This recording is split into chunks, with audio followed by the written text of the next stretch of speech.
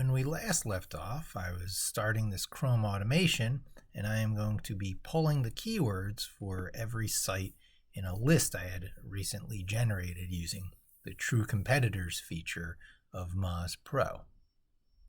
So I created this notebook called Pull Keywords, Moz Pull Keywords, and when you run it, it pops up the Chrome browser and it logs in.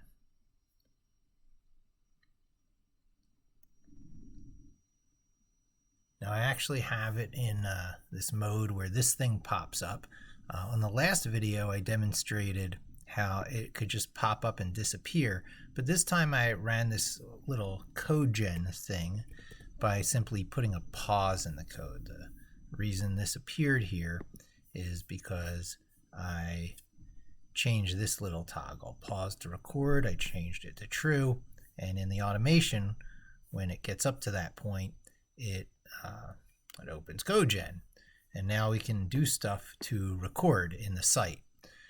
So I'll give each of them a little bit of room, and then I'm just going to record some very rudimentary things. I'm not going to perform the queries. I'm going to stage it to perform the queries so that I can step through a list and do it for each one.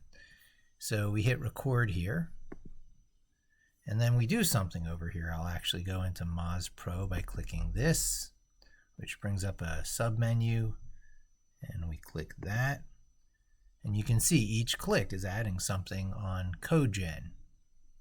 Now, there's a very good chance it's not set in the right mode. I can see it's not because, see these words sync, that means it's in synchronous mode. We want to change this to asynchronous mode, and now this is the way it can be copied and pasted into Jupyter. So I want to go into the Keyword Explorer and notice how it's twinkling as it goes. That's a strong indicator that you're recording. Here is the keyword research. I click once to expand that, and I click into this field. Well, first I'm going to click on this, and I'm going to switch it from keyword to subdomain because I'm going to be typing subdomains in, and I'm going to be getting the keywords for each subdomain. And then I'm going to position the cursor and click into that field, and I'll type a site. It doesn't really matter. I'll do example, example.com, because I'll replace it. Now if I were to take the next step, hitting enter or hitting the submit button, it would count against my number of queries, and you can see I have 138 of 150. You probably can't see because it's so tiny, but I only have 138 of 150 queries available to the end of the month. So I'm going to be careful. I got my recording. I don't need to execute this query to test this automation. I'm actually done, but I don't want to close it until I've copied out the lines that I actually want. So that is from here to here. You can see the word example.com right there. That's everything.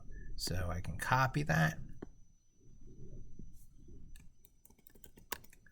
and then I can go back into the browser. Now I'm actually going to going back into Jupyter, I meant to say. I'm going to close out of the browser. My recording is done. Closing out like that is very likely to throw an error up. It eventually will.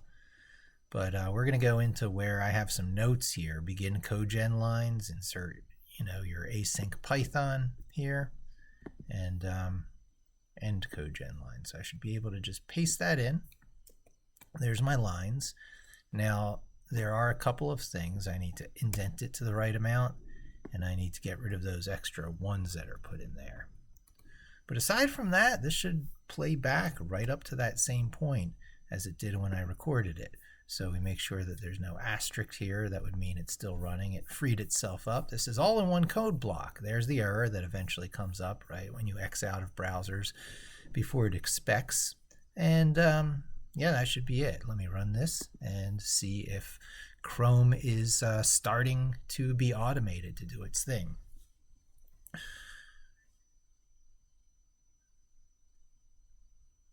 First we get the login.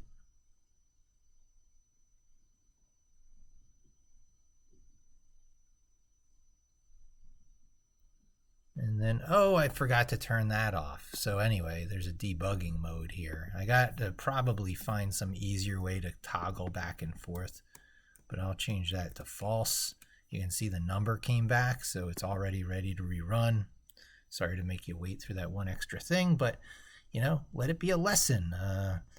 You're either recording your interactions or you're playing back your test recording. I guess you can mix the two, but I found that generally those two don't mix. You walk your automation up to where you want to leave off. You capture what you want. You bank your controls. You can see it's doing the menu stuff. You've got the Moz Pro user interface now, and then I go in particular to the keyword research tab, and I switch that to subdomain, and I type in example.com, and then it just stops. That's this video. That's all it is. This is the second breath. The first breath was popping the browser up and then making the browser go away, and you can see that same 10 seconds is there to make the browser go away. So I just did my first little recording here using Codegen. This is the magic here. This command causes it to pop up. It's very tied to, I guess, the Microsoft Playwright distribution. I didn't do anything to make it work. It's something of a happy little miracle that by putting this await page pause, you're in this very interactive mode that makes it really easy to record stuff. And yeah, that's really about it. I don't need that. Yeah, and as time goes on, I'll perfect my process, the templating. And as I had mentioned, this is in NBDev. This is able to be exported as a standalone, headless, meaning no browser showing, automation. So I could throw this on a server and do some automated task. But what I'm going to do is I'm going to step it through all these websites and just download the keyword report for each. And that's these are the competitors for a few different sites mixed together. So there's a lot of stuff in there. It's a mixed bag. And that's pretty much it. That's the video.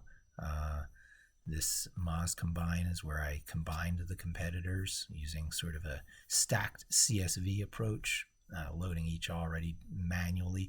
Because when you're manually downloading and it's just like 5 or 6 seed things that you need to type in 5 or 6 things and get the results. But then when that expands out, when that provides you a list which is actually like